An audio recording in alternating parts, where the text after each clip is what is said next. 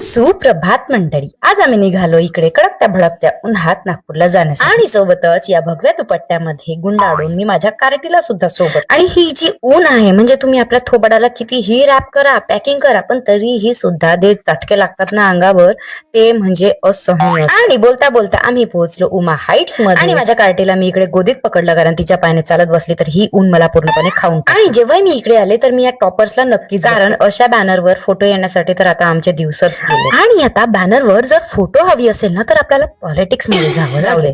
पॉलिटिक्सचे स्वप्न आपल्याला काही बघायचे नाही आहेत.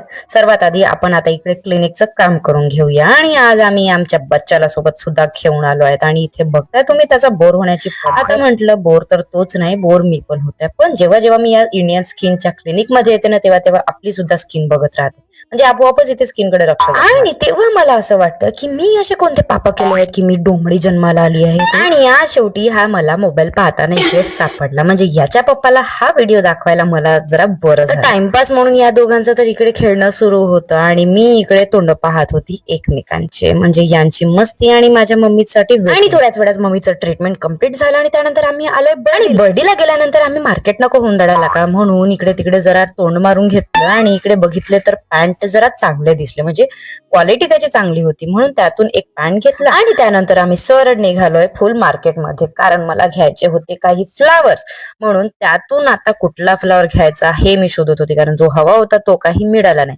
एवढे सारे ऑप्शन्स होते म्हणून त्यातून हा एक मरून कलरचा फ्लावर मी फायनल. आणि नागपुरात इतके कष्ट केल्यानंतर आम्हाला तहान नाही लागणार का म्हणून पाणी न घेता आम्ही इथे लस्सीचं एक ग्लासच घेतला आणि लस्सी बढिया होती म्हणजे. आणि त्यानंतर सायंकाळी आम्ही गेलो एका छोट्या मुलाच्या बर्थडे साठी. तिची माझी ही बहीण मिळाली आणि हा माझा ब्रदर सुद्धा मिळाला. इथे मस्त पैकी डीजेचे डान्स बघितले आणि माझी बहीण इकडे हिडन फेसेस वाला काहीतरी तिचा कार्यक्रम करत. आणि मला वाटते आजचा दिवस जरा बाहेरचाच होता, म्हणजे बरं झालं ना, निदान आपल्याला आयता ताट तरी मिळाला. आपल्या रात्रीच्या स्वयंपाकाची मेहनत तरी वाचली ना. आणि डीजे जवळ बघितलं तर मोटू आणि पतलू दिसले, तर माझी कार्टी आणि माझा हा कार्टा हे दोघे जण तिथे डान्स करायसाठी गेले आणि फुल लॉन डान्स केला या दोघांनी पण.